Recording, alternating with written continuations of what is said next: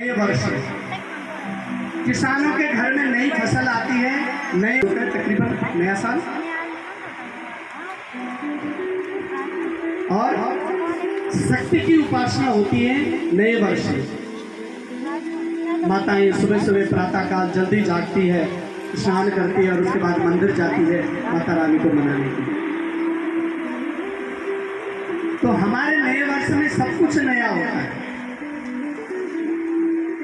पर क्या करें, हम पाश्चात्य संस्कृति के प्रभाव में इतने बह चुके हैं कि हम अपने ही संस्कार भूलते जा रहे हैं। वृंदावन जो लोग गए हो वो जरा जाके देखो, जो विदेशी लोग हैं ना वो साड़ी पहन करके वहाँ आते हैं और हम आज भी कटी फटी जीन्स पहन करके पहुँच जाते हैं। मॉडर्न हो गए जी। मैं जाता रहता हूँ, ठाकुर जी की कृपा है कि नोएडा से 2 घंटे का रास्ता है, तो कभी भी गाड़ी दौड़ाए भाग लेता हूँ ठाकुर जी के दर्शन। बिहारी जी के मंदिर में चले जाए, राधा दामोदर मंदिर में चले जाएं, या गोरे दाऊ जी के मंदिर में चले जाएं, राधा वल्लभ जी के मंदिर में चले जाएं, आप देखिएगा। निधि वन में चले जाएं, गोपेश्वर महादेव जी के दर्शन में चले जाएं, प्रेम मंदिर में चले जाओ, इस्कॉन टेम्पल में चले जाओ, कहीं भी आप देखिए बड़े लंबे चौड़े उन्होंने टीका लगा रखे, साड़ी पहन करके, और पुरुष वर्ग धोती पहन करके, और बड़ा लंबा चौड़ा उनका शिखा भी है, चोटी रखी हुई। और जो हम भारतीय है ना, वो आज भी वृंदावन में जाकर के वही कटी हुई फटी हुई जीन्स पहन करके, पहले कटे फटे वस्त्र जो पहनते थे ना उन्हें गरीब कहा जाता। और आज जितने जो अमीर है ना उतने उनके वस्त्र छोटे हो गए। एक चीज ध्यान रखना प्यारे, मॉडर्निटी नग्नता को नहीं कहते। लोग कहते हैं मॉडर्न हो गए। किसने कहा आप मॉडर्न हो गए? खूबसूरती ढकी हुई अच्छी लगती है, खुली नहीं, इसलिए ध्यान रखिए। और फिर हमारा हर जगह का पोशाक है, हर जगह की एक ड्रेस कोड होता है, नहीं होता? आप स्कूल जाते हो उसका ड्रेस कोड अलग है, आप कहीं घर में हैं तो उसका ड्रेस कोड अलग होगा। तो जब हर जगह का ड्रेस कोड अलग है, कोई जो ऑफिस जा रहा है उसका ड्रेस कोड अलग होगा, तो फिर मंदिर की ये पूजा पाठ के लिए क्यों नहीं? वहां क्यों कुछ भी पहन करके आ जाते हैं, ये कुछ भी पहन करके हम चले जाते हैं, ऐसा क्यों? ये हमारी सभ्यता में ये पाश्चात्य संस्कृति का प्रभाव है, इसलिए हमें इसको रोकना होगा, जागना होगा। बोलो भक्तवत्सल भगवान की जय। कल मैं आप लोगों से पूछूंगा कि मैंने जो बताए हैं ना युगों की आयु, याद रखिएगा। हाँ, तो मैं कल बोलने लग जाऊँ, महाराज व्यास जी तेरा तुझको अर्पण क्या लागे मेरा। आपकी कथा आपको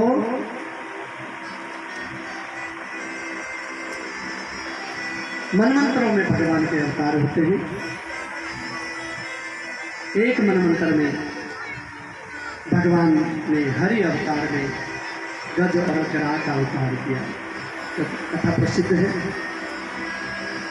आसीद गिरवरो राजन त्रिकूट इति विश्रुता क्षीरोदेनावृत श्रीमान् योजनायुतमुत्स्मृता। त्रिकूट नामक पर्वत पे एक बहुत बड़ा गजराज, एक हाथी रहता था अपने बहुत बड़े परिवार के साथ। वो इतना विशाल हाथी था कि उसकी गंध मात्र से ही जंगल के बड़े बड़े हिंसक जानवर भी पलायन कर जाते थे, भाग जाते थे। गर्मियों का समय था, प्यास लगी, सरोवर में जल पीने के लिए आया। गर्मी बहुत पड़ रही थी, तो मन किया कि चलो थोड़ा सा जल क्रीड़ा की जाए। तो अपनी पत्नियों के साथ में हाथी जल क्रीड़ा करने लगा, जल में खेलने लगा। उस सरोवर में एक बहुत बड़ा मगरमच्छ रहता था। उस मगरमच्छ ने जब देखा कि पानी गंदा हो गया, उस हाथी का पैर पकड़ लिया हाथी जल क्रीड़ा करता रहा, ध्यान नहीं दिया, चलो छोड़ो, ये छोटा सा जीव मेरा क्या बिगाड़ेगा। लेकिन मगरमच्छ इतना जबरदस्त निकला कि उसने हाथी को खींचना प्रारंभ कर दिया सरोवर के अंदर जल में। हाथी ने भी थोड़ा सा जोर लगाया तो मगरमच्छ को खींच के बाहर ले आया। अब इसी तरह से युद्ध चलता रहा। जब हाथी बिल्कुल थक गया, हार गया, तो अपनी पत्नियों से कहा, देवियों जरा मेरी सहायता करो। सारी हथनियों ने सूंड पे सूंड मिलाकर के हाथी को खींचना प्रारंभ किया। मगरमच्छ खींचा चला आया, लेकिन मगरमच्छ भी इतना जबरदस्त निकला कि उसने फिर से जोर लगाया तो हाथी को खींच करके अंदर ले गया।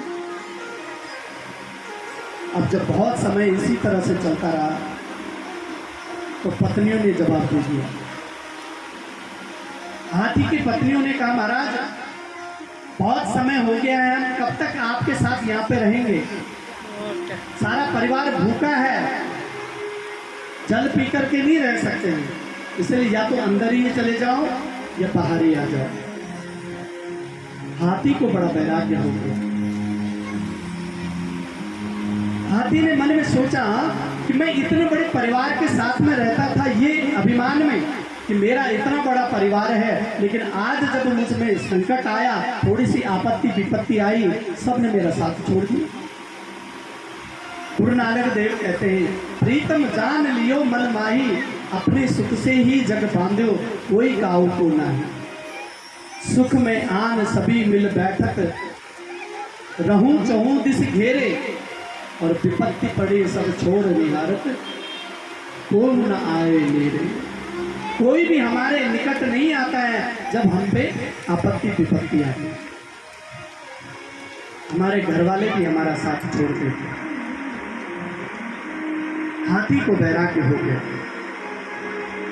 मगरमच्छ ने जब खींचा तो भगवान को पुकारा,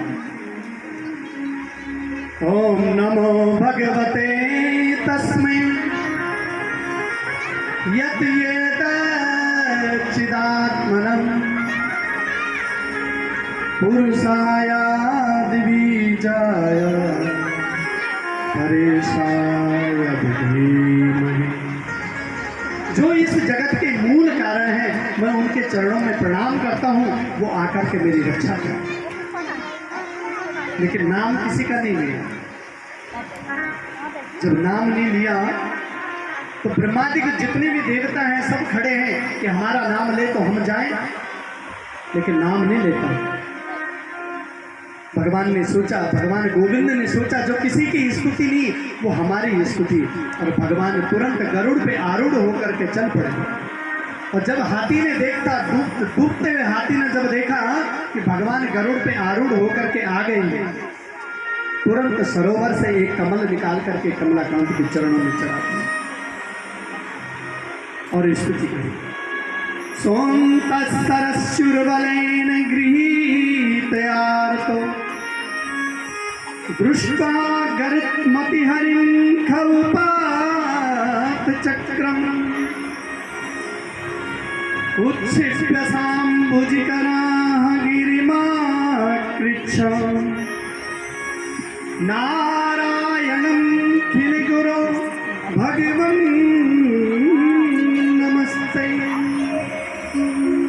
जब भगवान के चरणों में इसने कमल चढ़ाया, तुरंत भगवान आए और ग्रह का मुख फाड़ दिया, उस गज का उतार कर दिया। बोलो भक्तवत्सल भगवान की। भगवान आए तो थे हाथी को बचाने के लिए, लेकिन उद्धार पहले उस मगर का कर दिया, उस ग्रह का कर दिया। क्यों? क्योंकि संत लोग कहते हैं भगवान पकड़ में आए ना आए मत पकड़ो, लेकिन भगवान को जिन्होंने पकड़ रखा है ना, उनकी चरण आप पकड़ लीजिए, उस करंट की तरह आपको भी पूरी पूरी कृपा मिल जाएगी। कैसे? यदि किसी व्यक्ति को करंट लगा हो और उसको यदि आपने पकड़ लिया तो उससे ज़्यादा करंट आप लोगों को लगेगा। इसलिए भगवान पकड़ में आते हो ना आते हो मत पकड़ो। लेकिन जिन्होंने भगवान के चरण पकड़ रखे हैं, आप उनके चरण पकड़ लीजिए, भगवान की पूरी पूरी कृपा आपको प्राप्त हो जाए। बोलो भक्त वत्सल भगवान की जय।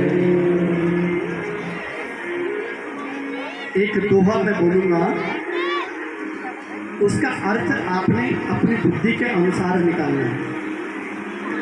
तैयार है सब लोग? सभी लोग श्रवण कर रहे हैं? ये सिर्फ शरीर से बैठे हैं? शरीर से बैठे हैं या मन से बैठे हैं? मन से बैठे हैं। बड़ी अच्छी बात। दिख तो मुझे रहा नहीं, पर चलो मान लेते हैं।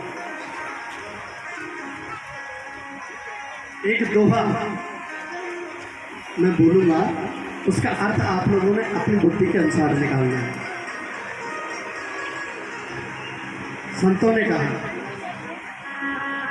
पाप करे प्रभु जी मिले, पाप करे सुख होय, पाप करे मुक्ति मिले, सो भैया पाप करो सबको। आप लोग भी सोच रहे होंगे व्यास जी आज पाप कराने के लिए प्रेरित कर रहे हैं। मैंने निवेदन किया था, इसका अर्थ अपने बुद्धि के अनुसार निकालना। उससे पहले की कथा क्या थी कि भगवान पकड़ में आते हो ना आते हो मत पकड़ो, लेकिन जिन्होंने भगवान को पकड़ रखा है, आप उनके पैर पकड़ लीजिए, उनके चरण पकड़ लीजिए, भगवान की कृपा आप लोगों को पूरी पूरी प्राप्त हो जाए। तो उसी पे ये दुआ है, पाप करे प्रभु जी मिले, पाप करे सुख हो, पाप करे मुक्ति मिले, सो भैया पाप करो सबको। हो गया अर्थ? पाप करने से परमात्मा मिल सकते हैं? नहीं। इसी को थोड़ा सा अनुस्वार यदि देंगे तो शायद समझ में आए। पाप पकड़े, पाप करे नहीं, पाप पकड़े, पांव पकड़ने से परमात्मा मिलेंगे, पाप करने से नहीं। पाप पकड़े प्रभु जी मिले, पाप पकड़े सुख होय, पाप पकड़े मुक्ति मिले, सो भैया पाप पकड़ो सबको। पांव पकड़ने से परमात्मा मिलेंगे, पाप करने से नहीं। आज हाथी ने परमात्मा का पैर पकड़ा और हाथी का पैर उस मगर ने पकड़ा, दोनों का उद्धार हो गया। इसलिए मैंने निवेदन किया कि परमात्मा पकड़ में आते हो ना आते हो मत पकड़ो। कभी देखा ना, जिस व्यक्ति को करंट लगा हो उसको यदि आपने छू लिया, उससे ज़्यादा करंट आपको लगेगा, लगता है। ऐसे ही जिन संतों ने, जिन ब्राह्मणों ने, जिन गुरुओं ने भगवान को पकड़ रखा है, आप उनके चरण पकड़ लीजिए, करंट की तरह पूरी पूरी कृपा आपको भी प्राप्त हो जाएगी। बोलो भक्त वत्सल भगवान की जय। ये मगर पूर्व जन्म में हुहू नामक गंधर्व शापित है। गंधर्वों में कुछ गंधर्व ऐसे होते हैं जिनका नाम ही होता है हा हा हू, इनका हंसाने का काम होता है। तो इसको परिहास सूझा, देवल ऋषि एक बार स्नान कर रहे थे और इसको परिहास सूझा, जल के अंदर अंदर गया और ऋषि के पैर पकड़ लिया। ऋषि घबरा गए, लगा कोई जीव ने पकड़ लिया। जब घबराए, छटपटा करके बाहर निकलने को तब तक ये खड़ा हो गया। महाराज जी डर गए, मैं तो बस आपको थोड़ा सा चेक कर रहा था। बोला तो मुझे चेक कर रहा था, तूने तो मेरी धड़कन बढ़ा दी थी, क्या मेरा श्राप है, तू मगर बन जा। उसी टाइम उसी समय श्राप दे दिया। अब ये गिड़गिड़ाया, महाराज आप इस तरह से मत करो, मेरे से अपराध हुआ है, क्षमा करो। बोला देख, मगर तो तू बनेगा, पर इसी तरह से पैर पकड़ता रहियो, तेरा उद्धार भी हो जाएगा। आज इसने हाथी का पैर पकड़ा, भगवान ने उद्धार कर दिया। ये हाथी भी पूर्व जन्म में इंद्रद्युम्न नाम का राजा था। एक बार अगस्त ऋषि को देखने के बाद भी इसने प्रणाम नहीं किया, अनदेखा कर दिया।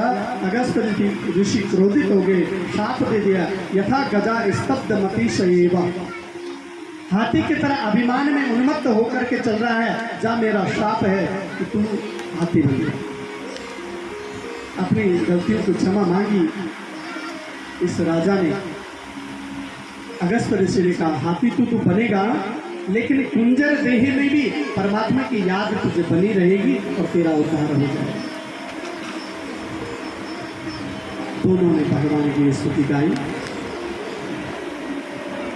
हे गोविंद हे गोपाल